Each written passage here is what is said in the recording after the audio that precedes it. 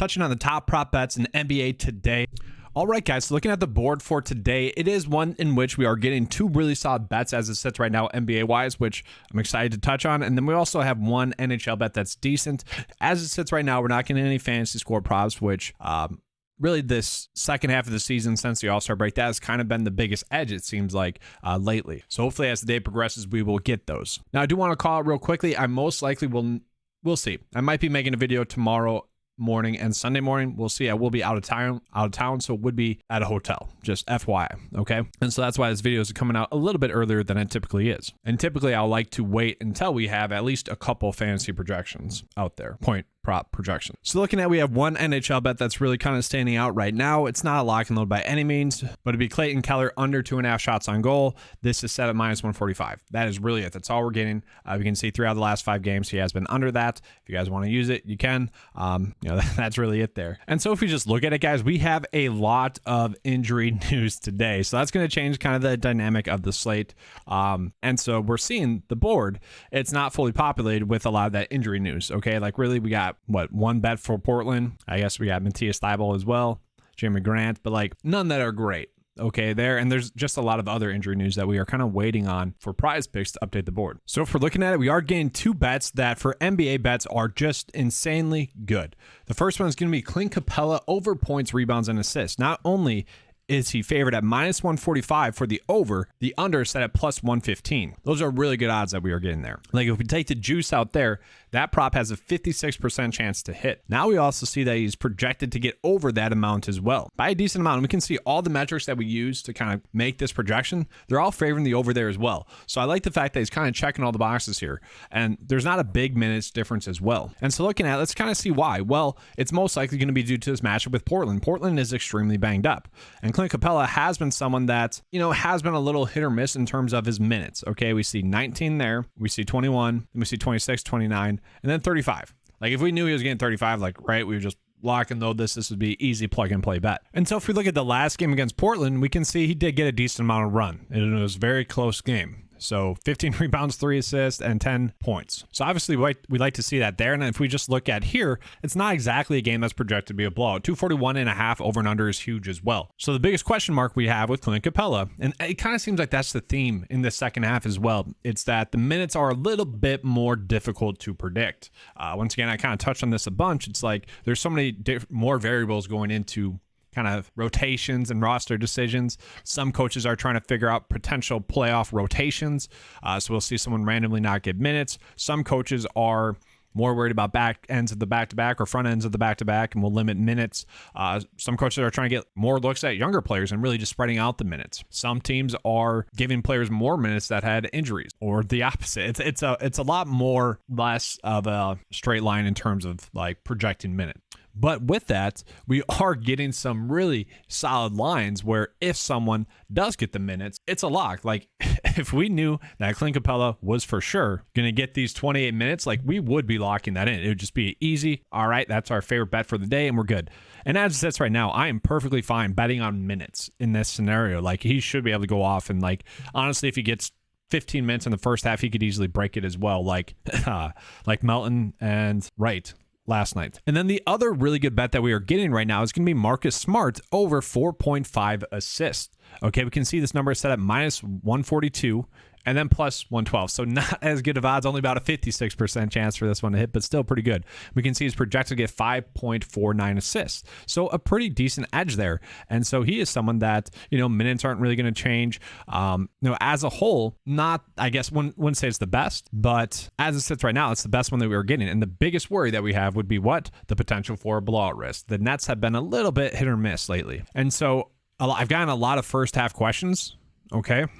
And the only time I like to do NBA first half is in this situation, and it'd be for the Boston Celtics. The Boston Celtics are favored to win by 11 points. And really, I only like to target studs in this scenario. But if we had like an assist prop for Marcus Smart, I wouldn't mind using it in this scenario where there's a blowout risk and we have to worry about a player potentially not getting his full allotment of minutes, not getting that final rotation. Because if it's a blowout, then obviously we don't want to be on many of the Nets players as well, because that means they're not playing well. And so what's going to be everyone's worry is that the fact that he hasn't done it in 4 straight games. And it just seemed like one of those things where it just hasn't been working out. Some players are probably missing some shots that they shouldn't typically be missing. Jaylen Brown's back, got another shooter on the cart, another playmaker. So, averages 6.7 assists on the season. Now, that's a pretty good number. And Brooklyn is a good defense. Don't get me wrong. It sounds weird to say, I guess, but they do have strong defensive players is what I should say. Maybe not in Spencer Dinwiddie, but Bridges, Finney-Smith, Claxton, those are all solid. Last time out against Brooklyn was a long time ago. That team is completely changed, so not even really worth looking at it. But on paper, those are the two best bets that we are getting. And once again, just to show it, like, he needs to get back to his average. He hasn't been at his average for quite some time. 4 straight games. So I think that's why we're getting such a good line at 4.5, is just the simple fact that positive regression back to his mean. It should get there sooner rather than later. And so now real quick, I do want to just talk about Portland in general. So Portland's going to be without Justice Winslow, Anthony Simons, and Yusuf Nurk. Like, I wouldn't say for sure, but they're all looking like they're going to sit. Okay. And there's some other questionable situations as well. So with that, looking at the per 36 numbers, and I'm not saying we need to chase these. Drew Eubanks does get about 10.4 points per 36, but he's not going to get 36 minutes. So probably not making that bet. Jeremy Grant actually averages 20.4 points per 36. So that would suggest the under would be the move there. And then Damian Lillard, although he doesn't get that many minutes, although he doesn't have that many minutes in the sample size too much, does get 44.2 points per 36. And this one is very interesting in general. Like, sure, Lillard's got a matchup with Atlanta. Not exactly one we've been attacking, overly attacking, but not exactly one we've been avoiding matchup wise. And we can see, like, he is just getting so many minutes right now. Like, I would say 36 is less than the example or less than the expectation for Lillard today. And so this is probably one of the stronger bets that we have, to me. But I don't think the data is backing it up. So yeah, if we were just going off of his raw average, would only be projected to get 32 points. Okay. And just looking at it, the odds would be actually suggesting that we do the under here. But this is why I think next week I might start to try to implement per 36 numbers, because per 36 numbers say, man, we should be loading up on Damian Lillard today. 44.2 points per 36. I mean, that is just insane. And the usage rate is so high, guys. 42% with Simons, with Winslow, with Yusuf off the court, averaging 60 fantasy points per 36. Like, sure, that's going to drop off at some point, but I just think this is one of those things in which you ride the wave until it lets you down. And I know he did, against Golden State, but against Houston, 71, against the Pelicans, 41. Like, I think that's just kind of what we're going to expect as long as Simons is out. So if Simons is out, we're going to roll with that. I don't want to go crazy with it, but like, if you're trying to mix and match the Capela and Smart one,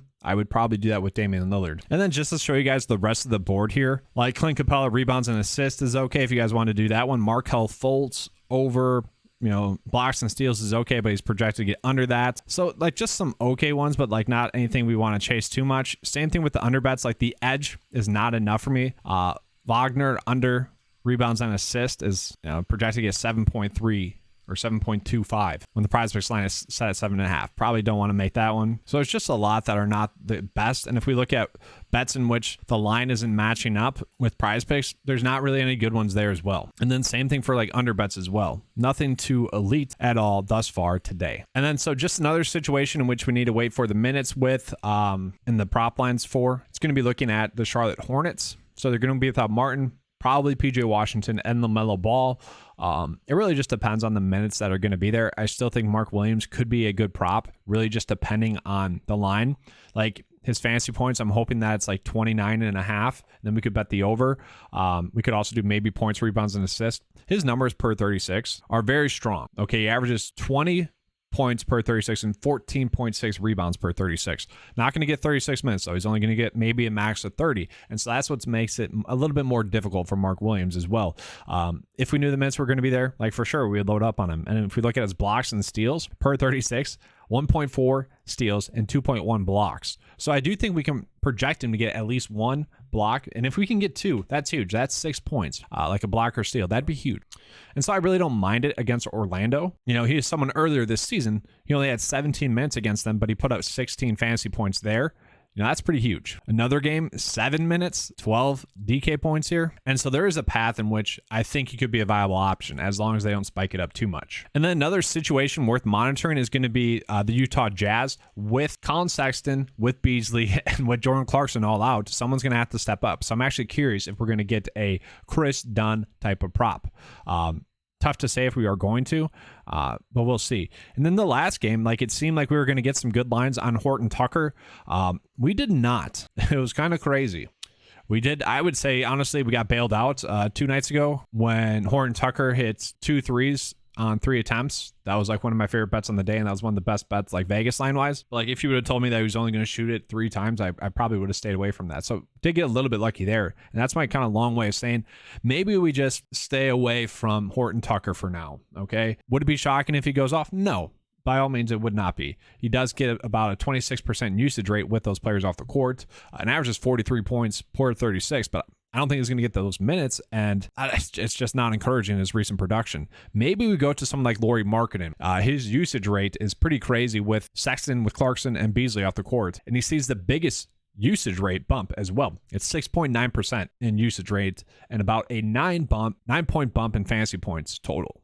Okay, so I'm actually very curious what his fantasy prop line is going to be today. And just in general, he could be someone that we are looking at. Like points dominates, already averages 35 points on the season. You take out those 3 players, Beasley, Sexton, Clarkson, 35.4 fantasy points per 36. Now that's only about a sample size of 120 minutes total thus far this season. So not big, you know, that's like 3 games worth total, but still pretty crazy, and about 7.3 rebounds. So I'm hoping that we get a good prop on Markkanen as well. Once again, guys, I'm just doing this because I probably won't be able to do an afternoon video. I'm going to be out of town this weekend. I'm going to try to do a video for you on Saturday and possibly Sunday morning as well.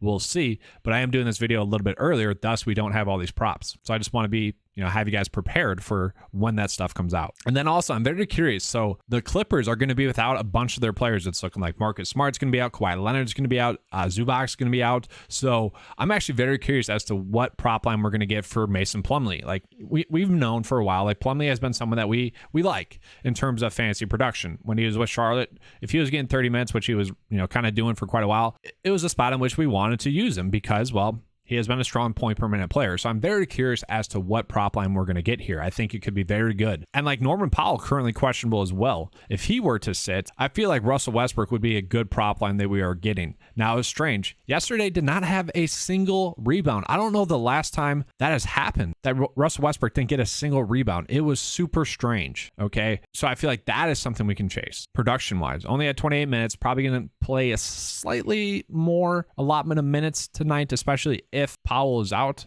So he'd probably be someone that we are looking at as well. Now, if Powell plays, he could be someone you're looking at as well. And then I am kind of curious for Cam Johnson. He's been one of the stronger fantasy point bets the last, I think 3 slates it was. I know for sure the last 2. His prop line was at like 23 and 24 fantasy points or something low like that. So if we get another good number like that, I think we would want to chase that. And I do think it's going to be that low, just given the matchup with Boston. So that's a fantasy point prop that I would be on the lookout for as well. So as it sits right now, these are the 3 best props that we are getting right now on the board. Once again, I think the board will update and be a little bit better throughout the day. I am going to go ahead and do Clint Capela, Marcus Smart. I would say that is my favorite one, just data wise. That was the strongest one, but I do think we are getting a big edge there with Damian Lillard's per 36 numbers with all those playmakers off the court. So the risky part about this, and I want to make this clear, is that Simons, if he plays, it kind of ruins this prop for Damian Lillard. So that is something that is worth monitoring. So that's why for now, if you just wanted to do the Capela and Smart prop, that does make sense as well, because I don't see this number going up throughout the day for Lillard. I could see it being less likely to hit, though, if Simons is active. All right, guys, that's all for today's video. Hopefully you guys enjoyed it. If you did, you know what to do. Give a like and subscribe. Let's have a good slate. And as always, let's keep cashing. Good luck. And if I don't see you on Saturday and Sunday, good luck those days as well. All right, let's keep cashing.